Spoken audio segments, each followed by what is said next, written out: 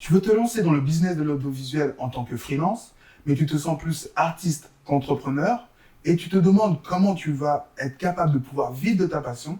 Aujourd'hui, je vais te montrer que les compétences qui font de toi un artiste peuvent faire également de toi un très bon entrepreneur. On en parle tout de suite.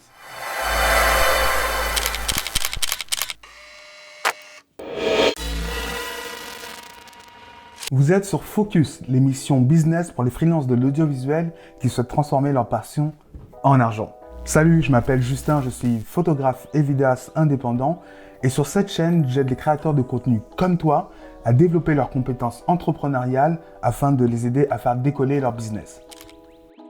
Tu te sens plus artiste qu'entrepreneur. La partie business ne te motive pas spécialement, voire pire, elle te fait peur. Et c'est normal.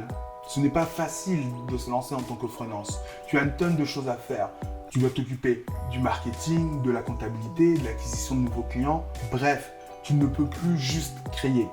Aujourd'hui, je vais te montrer que ce qui fait de toi un bon artiste fera également de toi un très bon entrepreneur. Pour être entrepreneur, tu dois être créatif et capable de penser en dehors du cadre. De cette façon, tu vas pouvoir trouver des solutions aux différents problèmes que tu rencontreras tout au long de ton aventure. Sache que des problèmes, c'est certain que tu en auras, que ce soit sur la création de ton activité ou avec tes clients. Par exemple, je me souviens qu'une fois, un client m'a contacté. Il s'agissait d'un chanteur qui voulait que je réalise un clip vidéo pour lui. Il avait une idée très précise de ce qu'il voulait que je réalise. Des danseurs dans la ville de Montréal qui se trouvaient un peu partout. Il voulait également des effets spéciaux, sauf qu'il n'avait zéro budget. Comment faire dans ce type de situation? C'est là que ta capacité à réfléchir en dehors du cadre, ta capacité à être créatif va t'aider. Ce que je lui ai donc proposé, c'est de réaliser son clip dans un hangar, d'utiliser un fond vert pour pouvoir rajouter les effets spéciaux qu'il voulait et introduire quelques éléments de la ville de Montréal. Ainsi, j'ai pu répondre à sa demande, il était satisfait et moi j'ai eu une première expérience me permettant d'avancer dans mon aventure entrepreneuriale. Fais appel à ta créativité pour trouver des solutions différentes et innovantes pour tes clients. Ça va t'assurer leur satisfaction, mais également te permettre d'être plus débrouillard et donc d'être meilleur dans ce que tu fais. N'oublie pas que l'un des secrets les plus importants d'un entrepreneur, c'est sa capacité à trouver des solutions aux problèmes. Fais appel à ta créativité afin d'apporter des solutions différentes et innovantes à tes clients. Ça va te permettre d'assurer une certaine satisfaction auprès de tes clients, mais également de progresser, d'être débrouillard dans ce que tu fais et donc d'être meilleur. Je te rappelle que l'une des plus grandes compétences d'un entrepreneur, c'est sa capacité à apporter des solutions à un problème. La créativité, cette capacité à penser en dehors du cadre. Tu l'as en toi. Ne l'utilise pas uniquement lorsque tu conçois un projet artistique, mais utilise également ta créativité pour développer ton activité. Par exemple, lorsque tu vas créer une nouvelle offre, un nouveau service, ou également afin d'apporter un projet original à un client.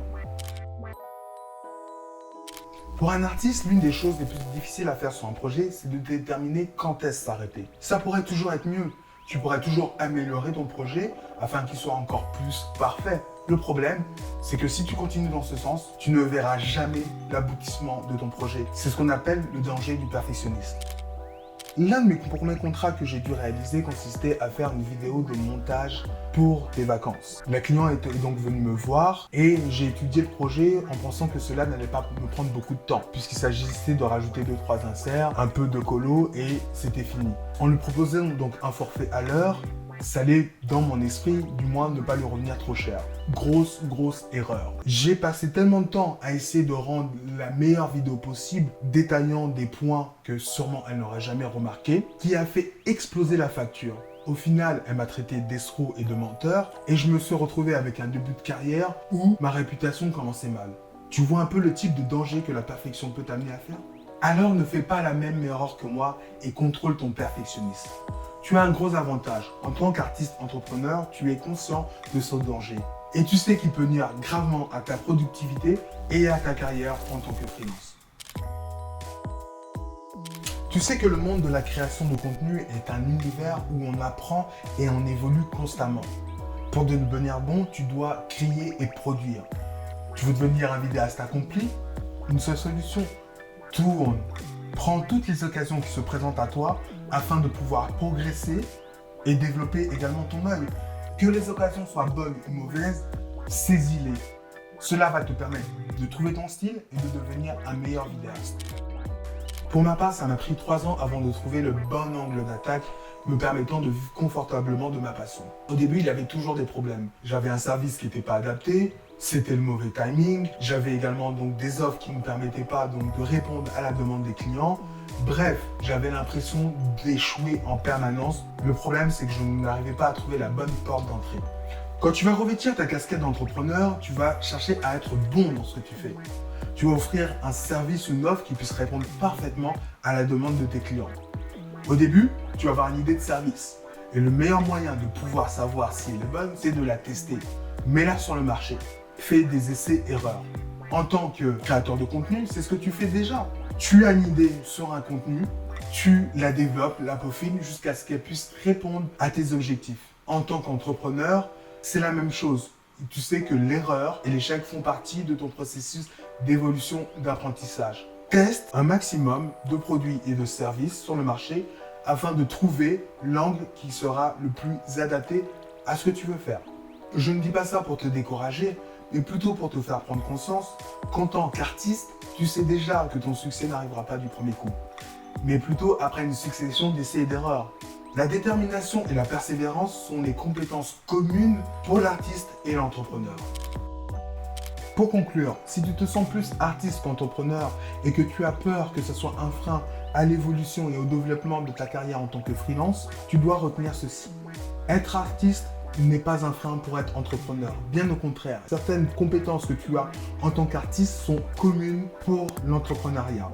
À toi de les adapter à bon escient afin de pouvoir les utiliser comme levier et faire décoller ta carrière en tant que freelance dans l'audiovisuel. Cette chaîne est ta chaîne, on l'a construit ensemble. Si tu veux en apprendre plus sur le business de l'audiovisuel, je te conseille de laisser tes commentaires en dessous de cette vidéo afin qu'on puisse aborder les sujets qui te préoccupent. D'ici là, on se retrouve vendredi pour une nouvelle vidéo conseil business sur l'audiovisuel. En attendant, reste focus.